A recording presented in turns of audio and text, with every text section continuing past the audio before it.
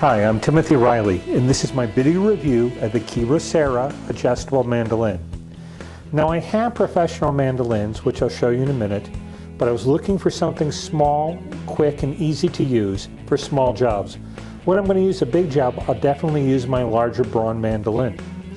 Now, I thought this would fit the bill, and I was interested in it because of primarily the ceramic blade, but I'm not completely satisfied with it. But anyway, let's start with the components.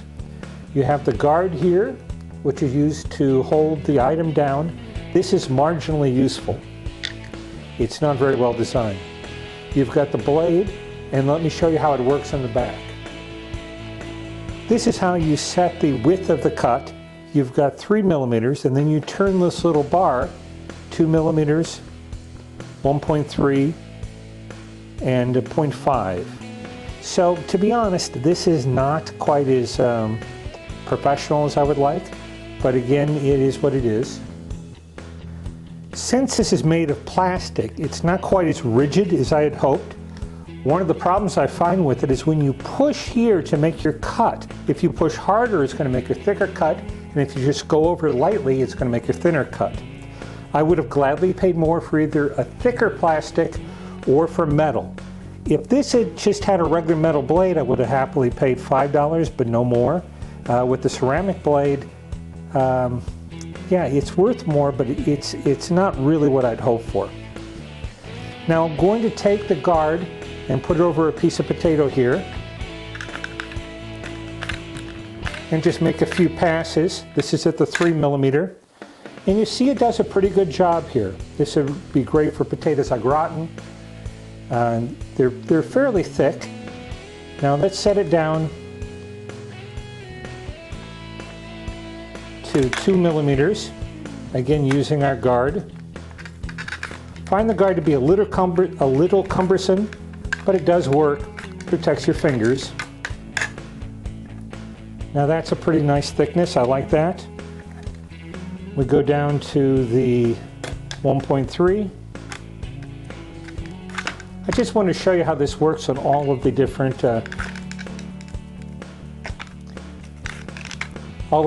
thicknesses. One thing I don't like also is that when I try to bring it back, it catches on the back of the blade. I don't know why that is.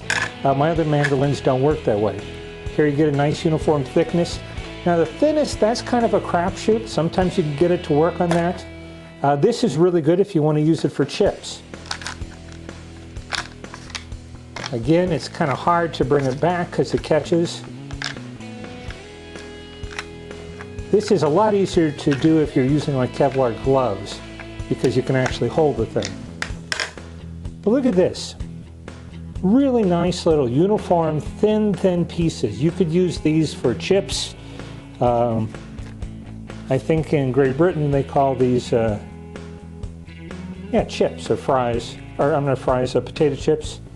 Crisp, that's what they call them. But look at that, you can read right through them. So they're nice and thin and pretty uniform. The smallest one will work on some of the some materials, others it won't. It just depends on what you're doing it with. One thing I like it for is for garlic. Now, I'm not going to use the guard because it just is pretty much won't work on garlic. Just watch your fingers because it'll slice them pretty good. Now I've got really thin little slices of garlic.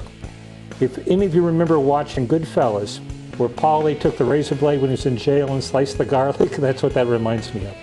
So I would take that and then mince it, or depending on what you do with it, and so it just makes nice little slices. Again, be very careful with your fingers, I don't necessarily recommend that.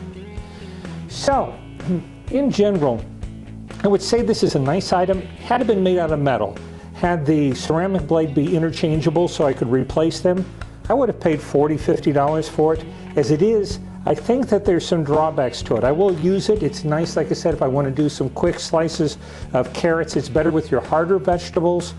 Softer things, I tried some zucchini. It doesn't work very much at all on the 0.5 millimeters. I'm going to give this a low rating only because I think it could be so much better, because the guard is not really functional and you can cut yourself pretty easy with it. I don't know, I'd say 2.5 stars, so I'm going to round it up to 3.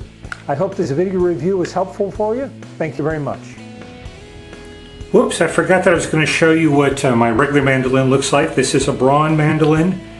It's extremely well made. It's stainless steel, and it does a lot of other things. So I'm not comparing them to, but I just want to show you what a professional mandolin look like. It has a lot more features. It's got a little stand that pops up in the back, and this really nice heavy-duty guard. So anyway, I hope you enjoyed the review. Thank you.